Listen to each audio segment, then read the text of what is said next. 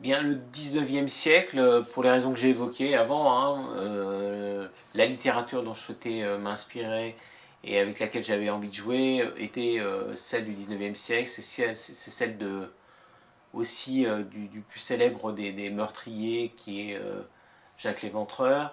Et voilà, c'est une période qui m'a toujours fasciné, le 19e siècle d'une manière générale, la fin du 19e siècle et l'Angleterre victorienne. Donc du coup j'avais vraiment envie de m'amuser avec cet univers-là, avec ce côté sombre, et en même temps on est dans une transition, on est dans un moment charnière en fait finalement, où une époque est en train de disparaître, et une nouvelle, celle de la révolution des techniques, celle de la modernité, est en train d'apparaître, et on est vraiment à la charnière avec une grande misère d'un côté, et de l'autre côté l'apparition de merveilles de technologie.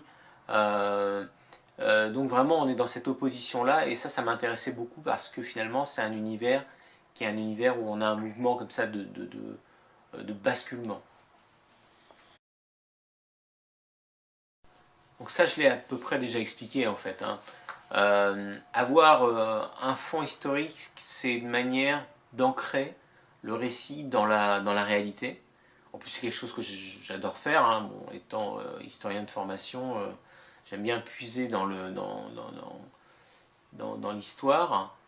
Et donc, du coup, effectivement, avoir ce fond historique me permettait d'avoir quelque chose de tangible, quelque chose à quoi le lecteur pouvait se raccrocher, un univers qui pouvait lui être plus ou moins familier, mais en tout cas qui faisait appel à certaines images. Et ensuite, justement, faire en sorte que, à travers les âges, les hommes ont eu différentes religions, différentes croyances. Ça a créé des mythologies, ça a créé donc des cultes, ça a créé différentes choses. Et ça m'amusait beaucoup, voilà, l'idée que finalement, ces deux univers, l'univers réel et l'univers mystique d'une certaine manière, existent sur le même plan.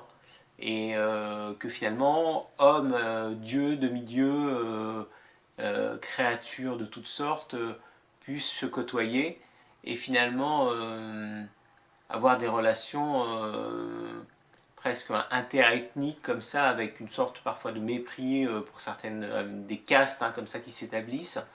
Tout ça en fait était véritablement un jeu. C'est vraiment quelque chose avec lequel j'avais envie de m'amuser.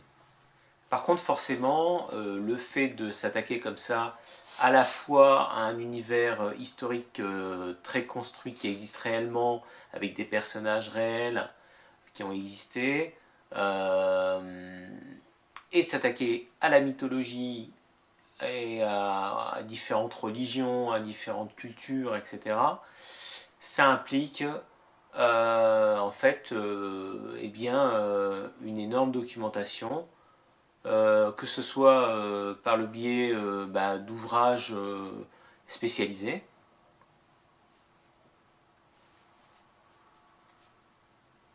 ou bien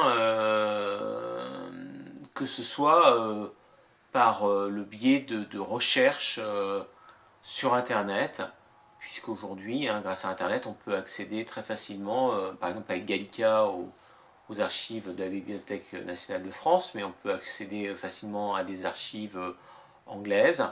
On peut consulter différents ouvrages en ligne qu'on ne pourrait pas trouver à la bibliothèque du coin. Donc c'est une source importante, mais par contre ça demande un énorme travail de préparation pour justement rendre cet univers crédible.